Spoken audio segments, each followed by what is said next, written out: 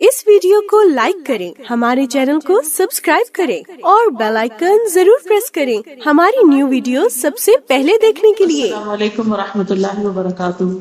नहमदुहु व नुसल्ली अला रसूलिहिल करीम, अम्मा बाद, फअऊज़ु बिल्लाहि मिनश शैतानिर रजीम, बिस्मिल्लाहिर रहमानिर रहीम, रब्बिश्रह ली सदरी व यस्सिर ली अमरी वहलुल उक़दतम मिन लिसानी यफ़क़हू क़ौली। आज मैं इंशाअल्लाह आप लोगों के साथ खुशगवार जिंदगी के कुछ उसूल इस मौजू पर बात करूंगी। मेरी ये गुफ्तगू जो है ये शेख अब्दुर्रहमान सादी की किताब अल वसाइलुल मुफीदा लिल हयात सईदा पर बेस्ड है, वेज टू हैप्पी लाइफ। हम में से हर शख्स ये चाहता है कि उसे खुशगवार जिंदगी नसीब हो। हर शख्स का यही दिल चाहता है कि वो अच्छी जिंदगी बसर करे, मर्द हो या औरत हो, जवान हो या बूढ़ा हो, बच्चा हो, किसी मुल्क का, किसी नस्ल, किसी रंग का हो। लेकिन हर शख्स की तमन्ना यही है कि उसकी जिंदगी अच्छी, और अच्छी जिंदगी हासिल करने के लिए और अच्छी जिंदगी गुजारने के लिए हम देखते हैं कि हर दीन मजहब के लोग जो है वो कोशिशें करते हैं। इस पर तरह तरह की किताबें भी लिखी गई हैं, लेकिन इसके बावजूद लोग हैप्पी नजर नहीं आते। तो आइए हम देखते हैं कि हमारा दीन इस बारे में क्या कहता है। कुरान मजीद में हमारे लिए इसके बारे में क्या रहनुमाई, क्या तालीम दी गई। हम सब ये जानते हैं कि ये जिंदगी एक इम्तिहान है और इसमें इंसान को तरह तरह के मसाइल का सामना करना पड़ता है। इन मसाइल के हल के लिए इंसान मुख्तलिफ तरीके इख्तियार करता है, लेकिन बसा औकात वो तरीके फायदा नहीं देते। क्या खुशगवार जिंदगी का मकसद ये है कि इंसान की जिंदगी से सारे गम निकल जाए, सारे इम्तिहान निकल जाए, उसे कोई मुश्किल पेश ना आए, वो जैसा रहना चाहता है वैसा रहे, तो वो जिंदगी उसके लिए खुशगवार जिंदगी है। तो हकीकत में खुशगवार जिंदगी है क्या, अच्छी जिंदगी है क्या? पहली बात तो ये कि ये जो हम सोचते हैं कि हमारी जिंदगी में कोई गम ही ना रहे, कोई मुश्किल ही ना रहे, कोई इम्तिहान ही ना रहे, तो ये पॉसिबल नहीं, ये मुमकिन नहीं। क्यों? इसलिए कि अल्लाह सुब्हानहू व तआला ने कुरान मजीद में हमें बता दिया है कि वलनब्लुवन्नकुम बिशैइन मिनल खौफि वल जू'i व नक़्सिम मिनल अम्वालि वल अनफुसि वस्समरात, कि हम जरूर तुम्हें आजमाएंगे, तुम्हारा इम्तिहान लेंगे, तुम्हारी आजमाइश करेंगे। और इसलिए भी कि अल्लज़ी खलक़ल मौत वल हयात लियब्लुवकुम अय्युकुम अहसनु अमला, कि उसने जिंदगी और मौत बनाई इसलिए ताकि वो तुम्हारा इम्तिहान लेकर देखे, तुम्हें आजमा कर देखे कि तुम में अच्छे काम करता कौन है। तो इम्तिहान तो होगा, आजमाइश तो आएगी। तो फिर अल्लाह ताला भी बता रहे हैं कि जरूर आजमाइश करूंगा, और अल्लाह ताला ने दूसरी जगह पर यह भी हमें बता दिया कि जिंदगी का मकसद ही इंसान को मुख्तलिफ इम्तिहानों से गुजारना है। और दूसरी तरफ हम देखते हैं कि अल्लाह ताला ये भी हमें बताते हैं कि मन अमिल सालिहन मिन ज़करिन व उन्सा व हुवा मुमिनुन फलनुहयिन्नहु हयातन तय्यिबा व लनजज़ियन्नहुम अजरहुम बिअहसनि मा कानू यअमलून, कि जो कोई नेक अमल करेगा, हाँ मर्द हो या औरत हो, बस वो मोमिन हो, तो हम उसे जरूर अच्छी जिंदगी बसर करवाएंगे। तो इसका मतलब ये है कि अच्छी जिंदगी भी है। तो एक तरफ इम्तिहान है और एक तरफ अच्छी जिंदगी की बशारत दी जा रही है, और बेहतरीन अजर और बेहतरीन सिले और बेहतरीन इनाम की बशारत दी जा रही है। तो ये दो चीजें इकट्ठी कैसे हो सकती, इनको कैसे इकट्ठा किया जाए? तो बात यह है कि अच्छी जिंदगी का ये मतलब नहीं कि इम्तिहान खत्म होंगे, इम्तिहान तो होंगे। अल्लाह ताला ने जैसे फरमाया वलनब्लुवन्नकुम बिशैइन मिनल खौफ, खौफ होगा, वल जू, भूख होगी, व नक़्सिन मिनल अम्वाल, माल कम होंगे, वल अनफुस, जाने कम होंगी, व समरात, फलों की, रिज़्क़ की कमी होगी। ये सब कुछ तो होगा, लेकिन इन सब चीजों की कमी के बावजूद खुश रहना आना चाहिए। ये है असल ईमान, ये है असल खुशगवार जिंदगी। और ये नसीब नहीं होती मगर उसको जिसके अंदर ईमान हो, जिसके अंदर नेक कामों की तलब हो, कोशिश और हिम्मत हो, और वो नेक काम करता रहे।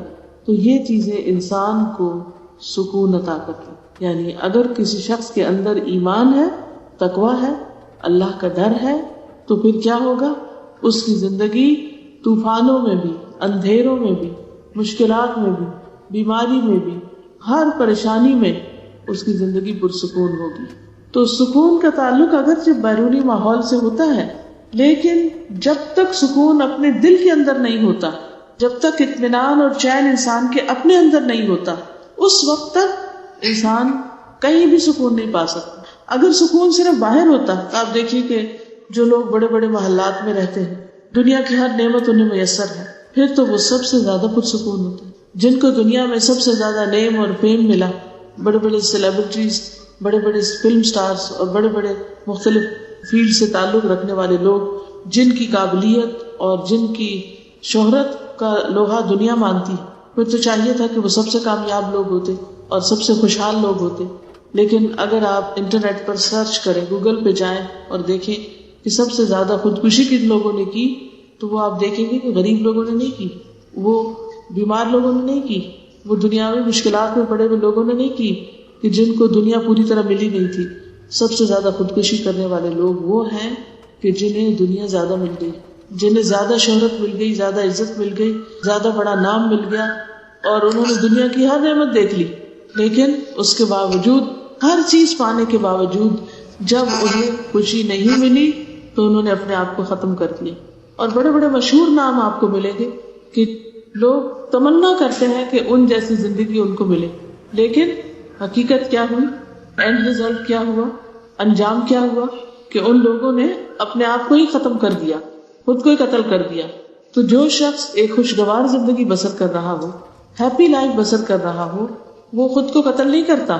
یہاں یہ تو ہو سکتا ہے کہ اس کا دماغ چل جائے تو وہ خود کو ختم کر دے، لیکن حقیقت یہ ہے کہ خود کو ختم وہی کرتا ہے جو ڈپریشن کا شکار ہوتا ہے، جو غموں کا شکار ہوتا ہے، جس کے لیے جینے کی کوئی تمنا، آرزو اور کوئی چیز دنیا میں باقی نہیں رہتی. تو ایسا شخص پھر جینا ہی نہیں چاہتا. تو اس صورت میں انسان کو یہ سوچنا چاہیے کہ پھر اگر اللہ تعالیٰ نے وعدہ کیا ہے کہ میں ضرور اچھی زندگی بسر کراؤں گا، تو آخر وہ کیا چیز ہے جو اچھی زندگی کا باعث بنتی؟ تو وہ دو چیزیں ہیں جو بنیاد میں ہیں، اور وہ ہے ایمان اور عمل صالح. ایمان اور عمل صالح. تو بات یہ ہے کہ اگر ہم واقعی خوشگوار زندگی چاہتے ہیں تو اس کے لیے ہمیں اپنے ایمان کی تجدید کرنی ہو، اپنے ایمان کو بہترین بنانا ہو، اور پھر اس کے ساتھ ساتھ اچھے عمل کرنے ہوں گے. حقیقت یہ ہے کہ عمل صالح جو ہے، اچھے اعمال جو ہیں، وہ ایمان کا حصہ ہیں، they are part of ایمان. اور اس کے ساتھ ساتھ تاکید کے لیے ایمان اور عمل صالح دونوں قرآن مجید میں بارہا ایک جگہ پر بھی مینشن کیے گئے. تو اس لیے بہت ضروری ہے کہ ہم اپنے اپنے ایمان اور عمل صالح کا جائزہ لیں. رسول اللہ صلی اللہ علیہ وسلم نے مشکل آنے پر، تکلیف آنے پر مومن کا جو حال بتایا، اس سے پتہ چلتا ہے کہ اس کا ایمان کتنا ہے. نبی صلی اللہ علیہ وسلم نے فرمایا، عجبا لامر المؤمن ان امرہ کلہ لہ خیر. مومن کا معاملہ بھی بہت عجیب ہے، اور بے شک اس کا معاملہ سارے کا سارا خیر پر مبنی ہے، اس میں بھلائی ہی بھلائی ہے. ولیس ذلک لأحد الا للمؤمن. اور یہ چیز مومن کے سوا کسی اور کو نصیب ہی نہیں. اور وہ کیا ہے؟ ان اصابتہ سراء شکر فکان خیرا لہ وان اصابتہ ضراء صبر فکان خیرا لہ. کہ اگر اسے کوئی خوشی ملتی تو اس پر وہ شکر ادا کرتا ہے، نعمت ملتی ہے تو وہ اللہ تعالیٰ کے لیے شکر ادا کرتا ہے، اس پہ خوش ہوتا ہے، اللہ سے راضی ہوتا ہے، تو یہ اس کے حق میں بہتر ہو جاتا ہے. اور اگر اس کو کوئی تکلیف پہنچتی ہے، کوئی مشکل آتی ہے، تو وہ صبر کرتا ہے، اور یہ حال اس کے لیے بہتر ہوتا ہے. یعنی صبر کے ذریعے وہ اللہ تعالیٰ کی رضا حاصل کر لیتا ہے اور بہترین اجر پا لیتا ہے. انما یوفی الصابرون اجرہم بغیر حساب. کہ اجر ہے صبر کرنے والوں کے لیے جس کا کوئی حساب ہی نہیں. خلاصہ کیا ہے کہ دو لوگ ہیں، مثال سے سمجھیں، دو لوگ ہیں، دونوں کو ایک جیسی نعمت ملتی، لیکن دونوں کا رویہ مختلف ہوتا ہے. ایک کو ملتی ہے تو وہ اس کا اپریشیٹ کرتا ہے، اور جب ہم نعمت کو اپریشیٹ کرتے ہیں، اس پر شکر ادا کرتے ہیں، تو فائدہ کس کو ہوتا ہے؟ ہم اس کا ذکر کرتے ہیں. فَأَمَّا بِنِعْمَةِ رَبِّكَ فَحَدِّثْ. ہم جب منہ سے بول کے کہتے ہیں اللہ تیرا شکر ہے، ہم جب سامنے والے انسان کا شکریہ ادا کرتے ہیں، جب ہم اس نعمت پر خوش ہوتے ہیں، تو اس سے ہمارے دل کا حال اچھا ہوتا ہے. لیکن یہ بتائیے کہ کتنے لوگ ایسے ہیں کہ جو نعمتوں کو دیکھ سکے اور پھر ان کو پہچان کر ان پر شکر بھی ادا کرے کہ اللہ تیرا شکر. تو یہاں یہ بتایا گیا کہ مومن کو ہر وقت پریشانی نہیں رہتی، صرف ایمان کی نشانی پریشانی ہی نہیں ہے، مومن کو خوشی بھی نصیب ہوتی ہے. لیکن مومن خوشی پا کر خوش ہونا جانتا ہے، جبکہ دوسرے لوگ خوشی پا کر خوش ہونے کا طریقہ نہیں جانتے. اگر کوئی شخص شکر کی عادت رکھتا ہے تو یہ اس کی خوشگوار زندگی کی علامت ہے کہ وہ ایک خوش باش شخص ہے. کیونکہ شکر کا اپوزٹ کیا ہے؟ ناشکری. اچھا، جب ناشکری ہوتی ہے تو پھر کیا ہوتا ہے؟ سب سے پہلے تو انسان کمپلینٹ کرتا ہے کہ یہ کیا. مثلاً آپ کو کسی نے پانی پیش کیا تو آپ اس پہ شکریہ ادا نہیں کر رہے. کیوں نہیں کر رہے؟ کیونکہ جس گلاس میں اس نے آپ کو دیا وہ آپ کو پسند نہیں آیا. حالانکہ گلاس کوئی بھی ہو، جو پانی اس کے اندر ہے آپ کو شکریہ تو اس پر ادا کرنا چاہیے کہ وہ آپ کی پیاس بجھانے والا ہے. تو دو طرح کے مائنڈ ہوتے ہیں. ایک اس نعمت پر نظر رکھتے ہیں جو ان کو ملی ہے، آس پاس کی چیزوں کو بھلا دیتے ہیں. اور کچھ لوگوں کا حال کیا ہوتا ہے کہ اس نعمت کو تو بھول جاتے ہیں اور جو اس کے ساتھ پھول کے ساتھ کانٹے ہیں ان کا ذکر بہت کرتے ہیں. نتیجہ کیا ہوتا ہے؟ وہ روتے ہی رہتے ہیں. وہ خوشگوار زندگی بسر کر ہی نہیں سکتے، وہ خوش ہو ہی نہیں سکتے، ان کو خوش ہونا آتا ہی نہیں. تو خوشگوار زندگی کہاں سے ہو؟ تو جو شخص شکر ادا نہیں کرتا وہ خوشگوار زندگی بسر نہیں کر سکتا. اس کے برعکس وہ شخص جو شکر ادا کرتا ہے وہ ہر دم خوش رہتا ہے، کیونکہ اس کے اندر ایک سینس آف اچیومنٹ ہوتی ہے کہ میں نے کچھ پایا ہے. اور پانے کا احساس جو ہوتا ہے وہ آپ کو خوش کر دیتا ہے کہ مجھے یہ چیز ملی. کچھ لوگ بچوں کی پیدائش پر خوش ہوتے ہیں کہ اللہ نے ان کو ایک نعمت دی. ریسنٹلی میں نے کسی کو وزٹ کیا تو انہوں نے کہا کہ مجھے بچوں کی آواز اتنی اچھی لگتی کیونکہ میں گھبرا رہی تھی کہ ہمارے ساتھ سب نواسے نواسیاں تھے، شور کرنے والے بچے اور ادھم مچانے والے. تو کیونکہ چھوٹے بچوں کو آپ جتنا چاہے سمجھا لیں وہ وہی کرتے ہیں جو انہوں نے کرنا ہوتا ہے. وہ کسی چیز کو دیکھیں گے ایک دم شور مچا دیں گے، انہیں بھول جائے گا کہ مجھے چپ رہنا نہیں جانتا. تو وہ کہہ لگی کہ میں تو بچوں کے جو آوازیں ہیں مجھے تو میوزک کی طرح لگتی ہیں، میں تو ہر آواز پہ خوش ہوتی ہوں. تو آپ اس بات کی فکر ہی نہ کریں کہ میں بچوں کی وجہ سے پریشان ہوں. اکثر مائیں بچوں کی آواز سے چڑھتی ہیں، خبردار جو بولے، اور ان کو برا بھلا کہتی رہتی ہیں. اپنوں کو، کسی دوسرے کے بچے کو وہ کہاں برداشت کریں گے جو اپنے کو نہیں کر سکتے. ان لوگوں کو سوچیے جن کے پاس بچے نہیں، جن کے گھر میں اولاد نہیں، اور وہ اس پر کتنے پریشان ہوتے ہیں. اسی طرح بعض لوگ گھر میں کام کے اوپر بہت پریشان، اتنا کام بکھر گیا ہے، برتن دھونے والے ہیں، کپڑے دھونے والے. ارے سوچئے لوگ ہیں تو یہ کپڑے اور برتن دھونے کے لیے ہے نا. اگر آپ کے گھر میں کوئی ہوتا ہی نہ اور آپ کو تنہا زندگی بسر کرنی پڑتی تو وہ کیسی زندگی ہوتی. تو جس وقت بھی کوئی چیز بادر کرنے لگے اس وقت انسان کو شکر ادا کرنا چاہیے. اور یہ شکر جو ہے نبی صلی اللہ علیہ وسلم نے ایمان کا معنی کیا بتایا، مومن کا حال کیا بتایا کہ وہ نعمت کو پا کر شکر ادا کرتا ہے اور یہ اس کے حق میں بہتر ہوتا ہے. اور یہی دراصل ایمان کے ساتھ خوشگوار زندگی ہے. دوسری حالت تکلیف کی حالت، بیماری ہے، کوئی فوتگی ہو گئی ہے، بچے پریشان کر رہے ہیں، کوئی اور بھی ایسی تکلیف ہے. وَإِنْ أَصَابَتْهُ ضَرَّاءَ صَبَرَ، تو وہ اس پر صبر کر لیتا ہے، اللہ سے ناراض نہیں ہوتا. اور اس وقت وہ اللہ کے بارے میں اچھا گمان رکھتا ہے کہ میرے رب نے مجھے چن لیا یہ نیکی کمانے کے لیے. تو اس پر اگر انسان کو یہ پتہ چل جائے کہ تکلیف والوں کا قیامت کے دن اجر کیا ہوگا تو وہ وہاں تمنا کریں گے کہ کاش دنیا میں ہماری اسکن ٹینکیوں سے کاٹ ڈالی جاتی اور ہم بھی آج یہی اجر پاتے جو ان لوگوں کو ملا. لیکن جس شخص کے پاس ایمان نہیں ہوتا اس پر تکلیف بہت بڑی آفت بن کے گزرتی اور اس کا ایمان بھی چلا جاتا ہے اور اس کے نیک عمل بھی چلے جاتے ہیں اور اس کی زندگی مزربل ہو کر رہ جاتی ہے. کبھی انسان یہ سوچے کہ جو تکلیف آئی ہے وہ تو ٹل کے نہیں رہے گی، ختم نہیں ہوگی جب تک اللہ نہیں چاہے گا، وہ تو جب ہی ختم ہوگی جب اللہ چاہے گا. تو بے چین ہونے سے تو فائدہ کچھ نہیں. تو مجھے اسے ایکسپٹ کر لینا چاہیے، اسے قبول کر لینا چاہیے کہ یہ تو اب آ گئی، اب ایسا ہے. بالکل ایسے ہی جیسے ہم سردی آتی ہے تو اس کو ایکسپٹ کر لیتے ہیں، سویٹر کپڑے نکال لیتے ہیں. اور اسی طرح جب گرمی آتی ہے تو ہم اس کے مطابق اپنے آپ کو چینج کر لیتے ہیں. ہم گرمی کے اپنے گھر کے کمرے کو تو اے سی لگا سکتے ہیں، کیا سارے شہر کو اے سی دے سکتے ہیں؟ ہو ہی نہیں سکتا. لیکن پھر کیا ہوتا ہے، ٹھنڈے پانی سے نہا رہے ہیں اور کپڑے ایسے پہن رہے ہیں، گھر کے انتظام ایسے کر رہے ہیں، چھاؤں کا انتظام کر رہے ہیں، وغیرہ ساری چیزیں جو ہیں اس کے مطابق ایڈجسٹ کر لیتے ہیں. اور پھر وہ چند دن کی تکلیف کے بعد ہر چیز نارمل ہونے لگتی. تو یہ چیز انسان کے لیے خوشگوار بن جاتی ہے. یعنی وہی گرمی جس کے بہت سے فائدے بھی ہیں، اس کے بغیر انسان کو وہ فائدے نصیب نہ ہوتے. کہ آپ دیکھیے گرمی کے آنے سے کتنے پھل پکتے ہیں، کئی درخت ہرے بھرے ہو جاتے ہیں اور بہت سی چیزیں ہیں. لیکن یہ حال صرف مومن کا ہوتا ہے، یعنی خوشگوار زندگی صرف مومن کی ہوتی ہے. اس کے برعکس ان الذین لا یؤمنون بآیات اللہ لا یہدیہم اللہ ولہم عذاب علیم.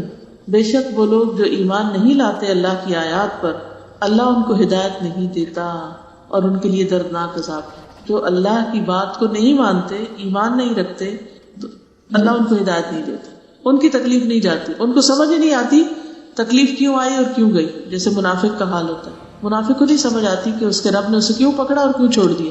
اس کے برعکس جو مومن ہوتا ہے اس کو اچھی طرح سمجھ آ جاتی ہے کہ اس کی آزمائش کیوں ہو رہی ہے اور اللہ تعالیٰ نے کوئی خاص امتحان اس پہ کیوں ڈالا.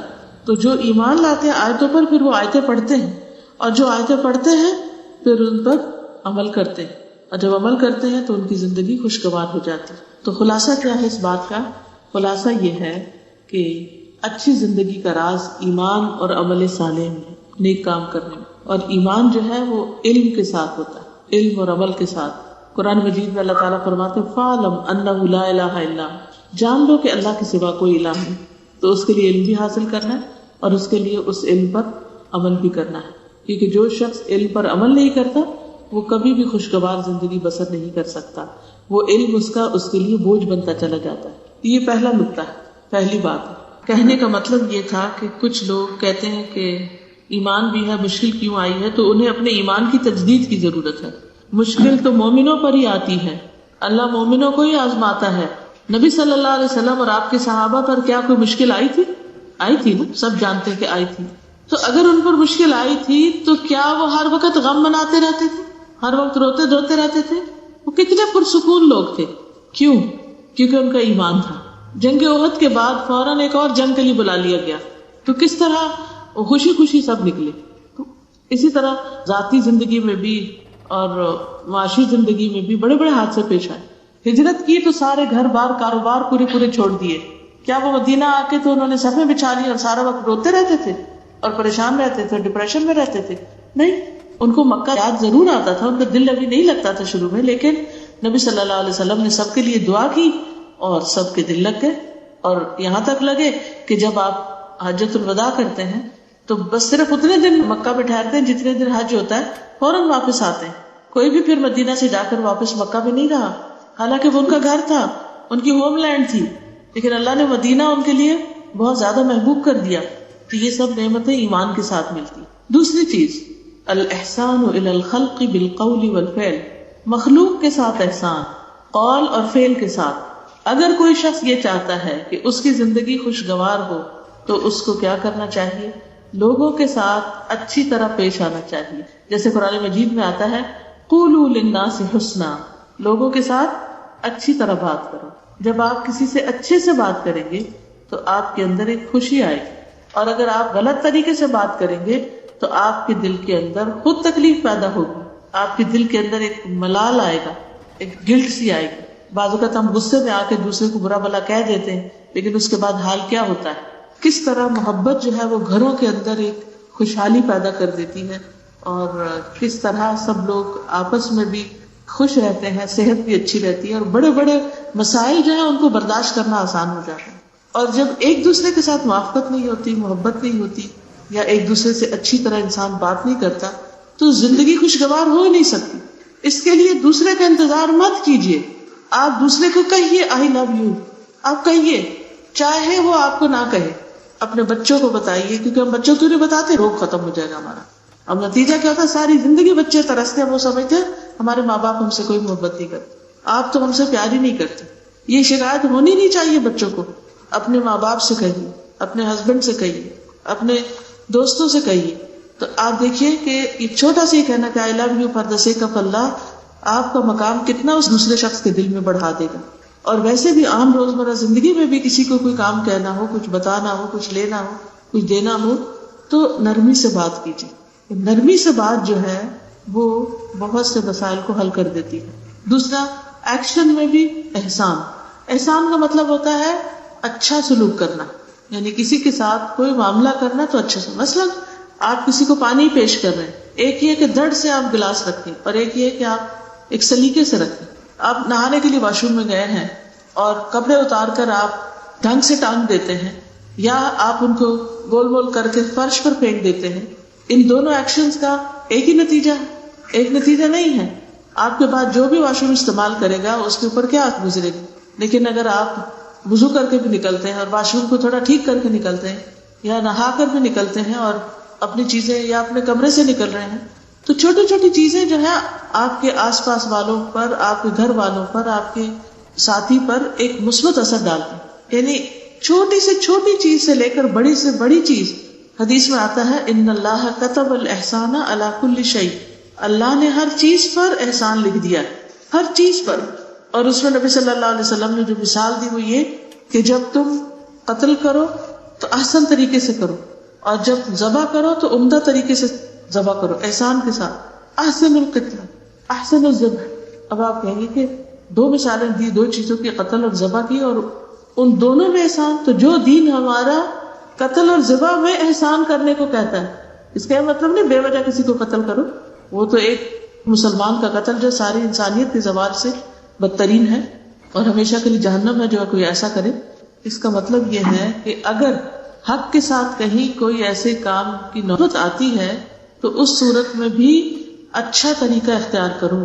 دوسرے لفظوں میں مشکل سے مشکل کام، تکلیف دہ سے تکلیف دہ کام، ہر کام کو اچھے وے میں کرو، بھونڈے طریقوں سے کام نہیں کرو. بندوں کے ساتھ بھی احسان کرو، والدین کے ساتھ، رشتہ داروں کے ساتھ، مسافروں کے ساتھ، ہمسایوں کے ساتھ، ہر ایک کے ساتھ احسان. اور یہ حکم میرا نہیں ہے، یہ اللہ سبحانہ وتعالیٰ کا ہے. جو یہ کرے گا وہ لازماً خوشگوار زندگی بسر کرے گا، یہ اللہ کا وعدہ ہے. ہم اس بات کے انتظار میں رہتے ہیں کہ دوسرا اچھا ہو جائے، ہم اس بات کے انتظار میں رہتے ہیں کہ دوسرے لوگ ہم سے اچھے ہو جائیں، حالانکہ ضرورت کس چیز کی ہے؟ ہم اچھے ہو جائیں. ہم اچھے ہوں گے تو سبھی اچھے ہو جائیں. تو پہلا اصول کیا تھا؟ ایمان اور عمل صالح. دوسرا اصول بات میں احسان، عمل میں احسان. تیسرا اصول الاشتغال بعمل من الاعمال او بعلم من العلوم، to be occupied with doing something or learning. یعنی انسان اپنے آپ کو occupied رکھے. always keep yourself busy. کبھی کوئی کام کرے، کبھی کچھ سیکھے، یعنی کچھ نہ کچھ ضرور کرے. جب آپ کچھ کریں گے تو انشاءاللہ آپ مصروف رہیں گے، آپ خوش رہیں گے. سب سے زیادہ بور، پریشان، غمگین، فرسٹریٹڈ وہ لوگ ہوتے ہیں جن کے پاس کرنے کا کچھ کام نہیں ہوتا، اور وہ خود بھی پریشان ہوتے ہیں اور دوسروں کو بھی پریشان کرتے ہیں. میرے والد ہمیشہ کہتے تھے کہ جنوں کو قابو کرو. مطلب ان کا یہ تھا کہ جو بچوں کو کسی کام لگاؤ، ورنہ بچے شرارتیں کریں گے، بدتمیزی کریں گے، کچھ نہ کچھ غلط کریں گے. تو اسی لیے آج کے جدید دور میں بچوں کی تربیت کے لیے بہت اہم اصول کیا ہے؟ ان کو ایکٹیویٹیز میں مصروف رکھو. اور ایجوکیشن بھی کیسی ہو؟ صرف کتابیں پڑھنے اور رٹنے کی نہیں، activity based, hands on activities. ایسا مصروف رکھو کہ کچھ سیکھتے بھی چلے جائیں اور اس کے علاوہ کوئی غلط کام نہ کرے، پریشان نہ کرے. کیونکہ بچوں میں بھی بہت انرجی ہوتی ہے اور جب ان کے پاس کرنے کا کام نہیں ہوتا تو پھر پریشانی کا باعث بنتے. یوتھ میں بھی بہت انرجی ہوتی ہے، لیکن ہمارے ینگسٹر کے پاس جب کوئی کام نہیں ہوتا تو پھر وہ کیا کرتے ہیں؟ سارا دن سوتے ہیں، یا وہ لیپ ٹاپ کے ساتھ گلوڈ رہتے ہیں، یا پھر وہ ایسے کاموں میں مصروف ہو جاتے ہیں کہ جو فائدے کے نہیں ہوتے، یا ماں باپ پہ چلاتے ہیں، بہن بھائیوں کے ساتھ. لیکن جو بچے اپنی پڑھائی میں، اپنے کاموں میں، کسی بزنس میں، کام کاروبار میں مصروف ہوتے ہیں، ان کا مزاج نسبتاً فرق ہوتا ہے بیکار لوگوں سے. تو الاشتغال بعمل من الاعمال او بعلم من العلوم، یا کچھ سیکھو یا کچھ سکھاؤ، یا کچھ کرو یا کچھ کسی کو کرواؤ، کسی کی مدد کرو. اسی لیے وہ حدیث میں آتا ہے خیرکم من تعلم القرآن وعلمہ، تم میں بہترین ہے وہ لوگ جو کیا کریں؟ قرآن سیکھیں یا سکھائیں. یعنی یا خود پڑھتے رہو یا پڑھاتے رہو. مثلا اگر اس کا ناظرہ ٹھیک نہیں، تجوید ٹھیک نہیں، تو سیکھنا شروع کر دو. اگر ناظرہ تجوید بہت اچھا ہے تو حفظ کرنا شروع کر دو. اگر حفظ کیا ہوا ہے تو اس کو پکا کرنا شروع کر دو، اس کی دہرائی کرتے رہو. اگر سمجھ کے نہیں پڑھا تو سمجھ کے پڑھنے کی کوشش کرو. اگر ایک دفعہ پڑھ لیا تو دوبارہ اس کو پڑھو، کیونکہ بہت سی چیزیں پڑھ کے بھول جاتے ہیں. اور یہ مارک کرو کہ کن کن چیزوں پر ابھی تک عمل نہیں کیا، اور اگر یہ چیزیں آ جائیں تو پھر انسان دوسروں کو بھی سکھانا شروع کرے. تو یا علم یا کام، ٹھیک ہے، کچھ نہ کچھ کرتے رہو. آپ دیکھیں گے کہ ایسے لوگ بہت کم پریشان ہوتے ہیں، بہت کم بد اخلاقی پھر کرتے ہیں، کیونکہ وہ اپنے کام میں اتنے مصروف ہیں کہ انہیں وقت ہی نہیں ہے کہ وہ منفی باتیں سوچیں. تو کیپ یور سیلف بزی. پھر نمبر 4، آج کی فکر کریں. آج کی فکر کریں، آج کا دن کیسا ہے. کچھ لوگوں کا حال یہ ہوتا ہے کہ وہ یا ماضی میں رہتے ہیں یا مستقبل میں رہتے ہیں. ماضی کا غم کرتے رہتے ہیں یا پھر مستقبل کے بارے میں سوچتے رہتے ہیں کیا بنے گا. اس کی چھوٹی سی مثال ہے، جیسے ایک لڑکی ہے، شادی نہیں ہوئی تو وہ کیا سوچتی رہتی، میری ساری سہیلیوں کی شادی ہو گئی، میری کیوں نہیں ہوئی. اور اسی فکر میں کئی لوگ ہیں جو اس فکر میں، مائیں بھی اور بچے بھی، سخت غمگین اور رنجیدہ، سارے کام کاج چھوڑ کے ہاتھ پہ ہاتھ رکھ کے اس بات کے انتظار میں بیٹھے کہ کس دن کوئی رشتہ آئے اور شادی ہے. پھر شادی کی تیاری میں خوب مصروف ہو. پھر بڑے خوش ہوں. اگر ایسی کوئی مصروفیت شادی سے پہلے بھی نکال لیں تو آپ کی خوشی کی انتہا نہ رہے. اچھا پھر کیا ہے, شادی ہو گئی, اب اس پہ بھی راضی نہیں. اب یہ کہ شادی بچہ کب ہوگا, پریگننٹ کیوں نہیں ہوئی, کیا پتا, طرح طرح کے وسوسے, کیا پتا بچہ ہی نہ ہو, پھر کیا بنے, پتہ نہیں میں بچ سکوں گی کہ نہیں. اچھا چلے وہ مرحلہ بھی گزرا, اللہ نے خوشخبری سنا دی. اب سارے وقت یہ پریشانی, پتہ نہیں وہ بچہ پیدا کیسے ہوگا, بیٹا ہوگا کہ بیٹی ہوگی, صحیح سلامت ہوگا یا نہیں ہوگا, اور ہر روز اٹھ کے غم بچارنا. اچھا بچہ ہو گیا, اب پتہ نہیں یہ صحت مند ہوگا کہ نہیں, یہ بولے گا کہ نہیں, یہ صحیح دیکھتا بھی ہے کہ نہیں. ٹھیک ہے ایک آدھ دفعہ انسان دیکھ لے, چیک کر لے, اور اس کے بعد ختم, معاملہ ختم. لیکن ہم لوگوں کی عادت ہے, ہم نے صرف غمگین رہنا ہی سیکھا ہے, اور غم پالے ہوئے, جیسے بچے پالتے ہیں نا, جیسے غم پالے ہوئے, ان کو ادھر ادھر نہیں ہونے دینا. کوئی اگر ہمیں کہے بھی کہ مت سوچو زیادہ, تو نہیں نہیں نہیں, یہ کیسے ہو سکتا ہے, یہ تو میری جی کو لگی ہوئی بات, اس کو تو میں بلا ہی نہیں سکتی. کچھ ماضی کی بات ہے, کچھ مستقبل کی. تو فکر آج کی کرو, اس وقت کیا کر سکتے ہیں, آج جو کچھ کر سکتے اسے کر گزرو. تو آج میں رہنا سیکھیے, اس وقت کو صحیح استعمال کیجیے جو آپ کے ہاتھ میں ہے, جو آپ کو ملا ہوا ہے. نبی صلی اللہ علیہ وسلم نے فرمایا, احرص علی ما ینفعک, اس بات کی حرص رکھو جو تمہیں فائدہ دے, فائدہ پہنچانے والی چیزوں کے بارے میں سوچو. واستعن باللہ, اور اللہ سے مدد مانگو. ولا تعجز, اور عاجز مت بنو. وان اصابک شیء, اور اگر کوئی مصیبت آ جائے تمہیں, فلا تقل, تو مت کہو لو انی فعلت کان کذا وکذا, کاش میں ایسا اور ایسا کرتا تو ایسا اور ایسا ہوتا. ولکن قل قدر اللہ وما شاء فعل, مگر کہو کہ اللہ کی قدر, اور جو اللہ نے چاہا وہ کیا. فإن لو تفتح عمل الشیطان, کیونکہ لو جو ہے وہ شیطان کے عمل کا دروازہ کھول دیتا. تو اس سے کیا پتہ چلتا ہے کہ انسان کو آج جو بھی اپرچونٹیز ملی ہے, صحت ہے, جوانی ہے, زندگی ہے, نعمتیں ہیں, سہولتیں ہیں, ان سب سے فائدہ اٹھائے اور کچھ نہ کچھ کر جائے اپنے لیے. کیونکہ ایک دن جو گزر گیا وہ ہماری زندگی سے مائنس ہو گیا, اور ہم ایج پہ پہنچتے چلے جاتے ہیں. کبھی آپ نے دیکھا ہوگا نا کہ کسی بھی چیز کی جب پائل ہوتی ہے تو وہ ایک چیز ہٹی, دوسری ہٹی, تیسری ہٹی, چوتھی ہٹی, ہٹتے ہٹتے ہٹتے ہٹتے ختم, خلاص پوری پائل ختم.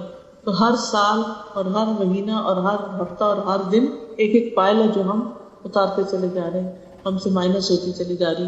ایک دن آئے گا کہ زندگی ختم ہو جائے گی, کچھ کرنے کے قابل نہیں رہے گی. تو اس لیے اس زندگی میں کچھ کر جائیں اور اس میں مصروف ہو جائیں. جیسے آپ لوگوں نے کورسز جوائن کیے ہوئے ہیں, تو ان کو بوجھ نہ سمجھا کریں, ان کو اپنے لیے فائدے کی چیز سمجھیں اور خوب خوب محنت کر کے سیکھتے چلے جائیں.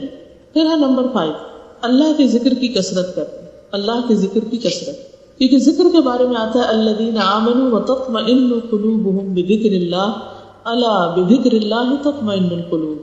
وہ لوگ جو ایمان لائے اور ان کے دل اللہ کے ذکر سے مطمئن ہوتے ہیں.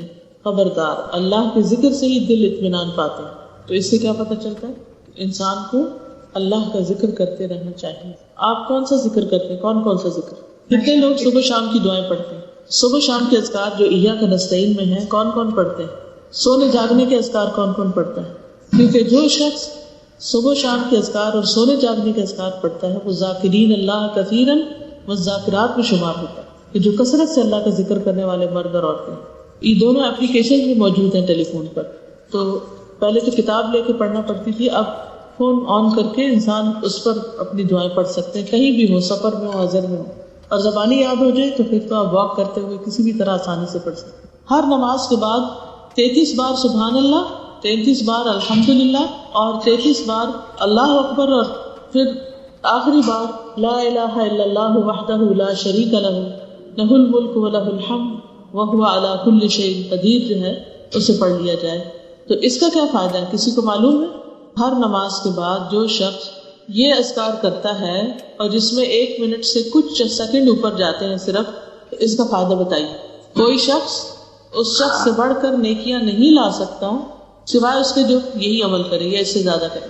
ٹھیک ہے نا, یعنی آپ سب سے زیادہ نیکیوں کے حامل ہوتے ہیں جب آپ یہ ذکر کرتے ہیں. ٹھیک ہے, اسی طرح نبی صلی اللہ علیہ وسلم نے فرمایا کہ سورج جس جس چیز پر طلوع ہوتا ہے ان سب سے زیادہ پیاری مجھے یہ کلمات ہیں, سبحان اللہ والحمد للہ ولا الہ الا اللہ واللہ اکبر. اسی طرح لا حول ولا قوت الا باللہ کو جنت کے خزانوں میں سے ایک خزانہ کہا گیا. اگر آپ کو دنیا کا بھی کوئی خزانہ ملے تو آپ کیا کریں گے؟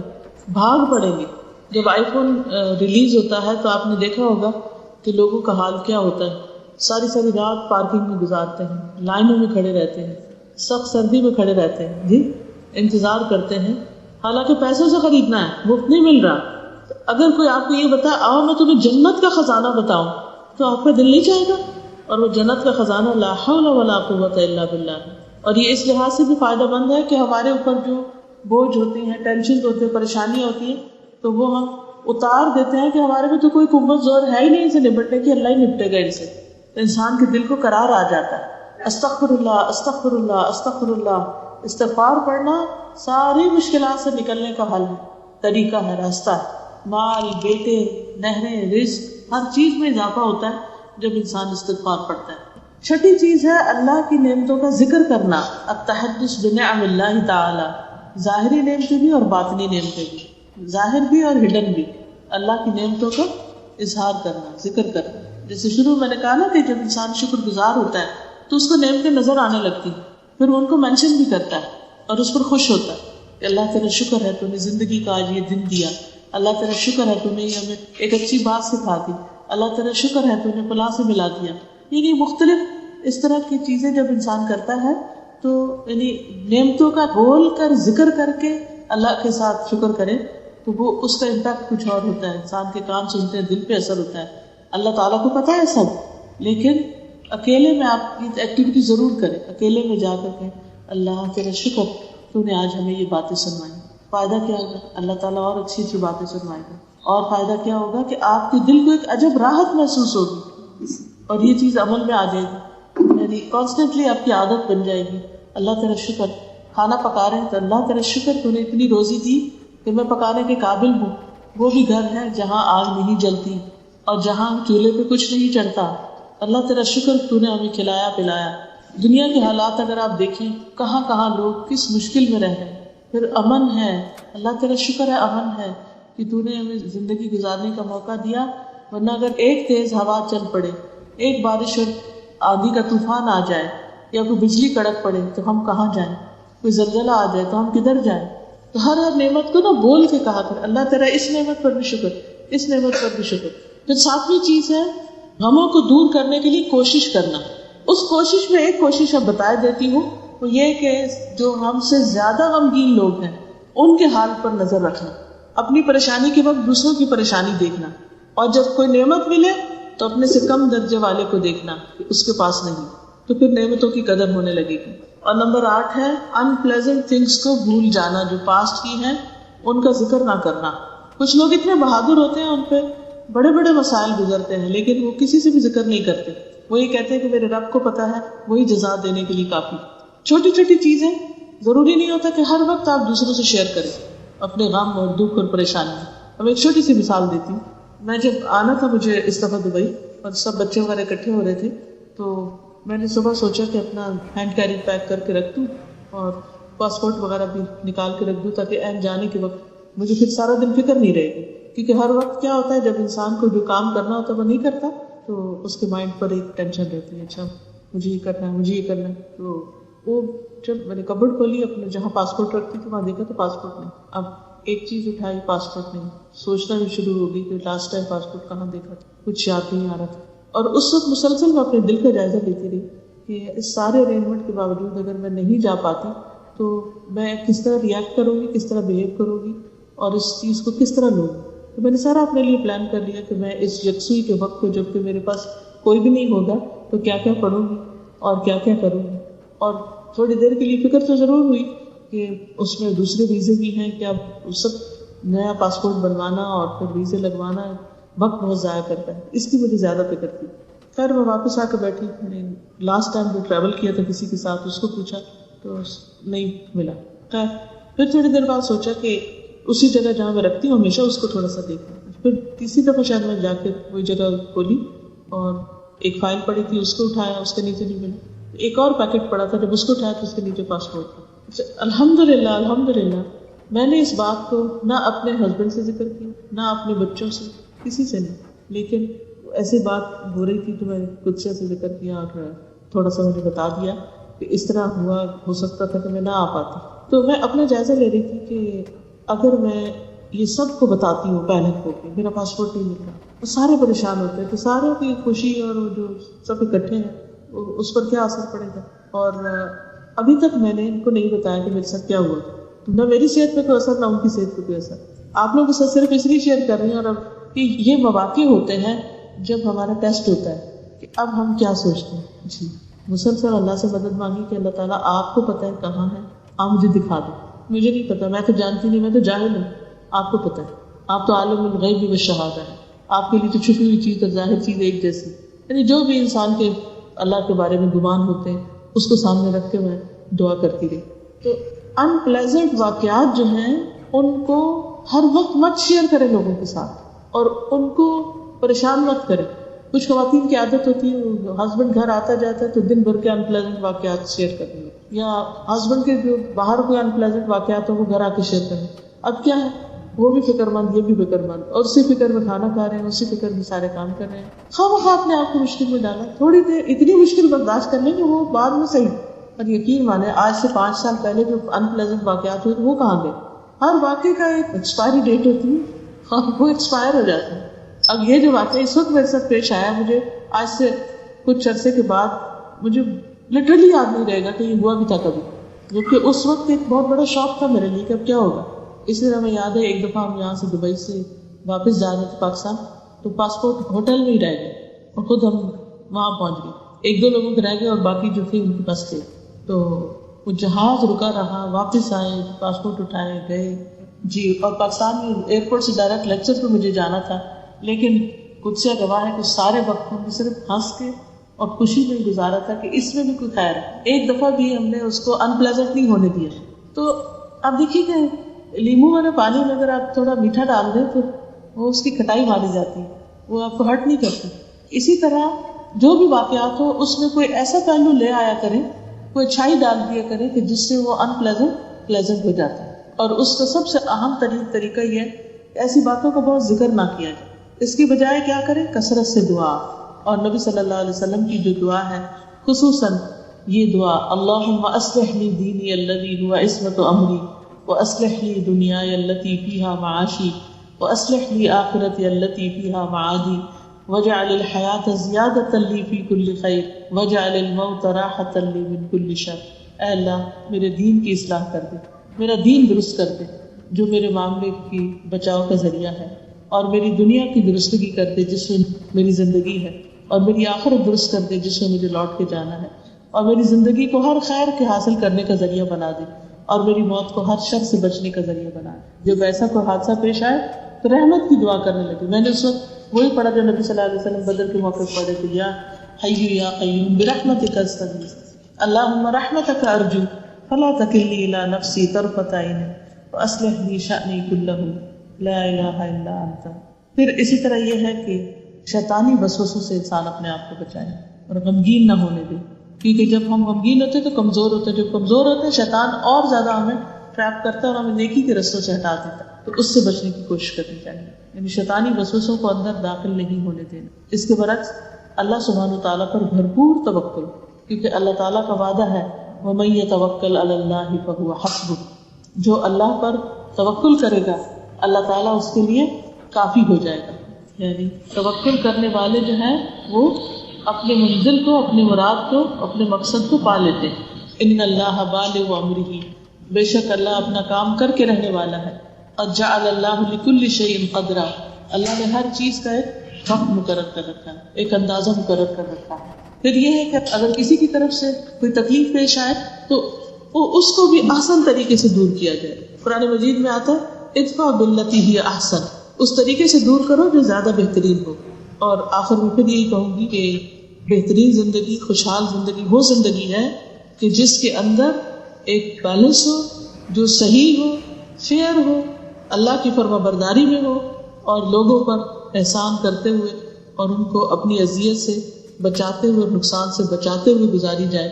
کیونکہ جب انسان دوسروں کے لیے برا کرتا ہے تو پھر جواباً اس کے لیے بھی برا ہوتا ہے. اللہ تعالیٰ ہمیں اچھی زندگیاں عطا کرے, اچھی موت عطا کرے اور اچھی آخرت عطا کرے, اور ہمارے سارے کاموں کو آسان فرما دے. وآخر دعوانا الحمد للہ رب العالمین.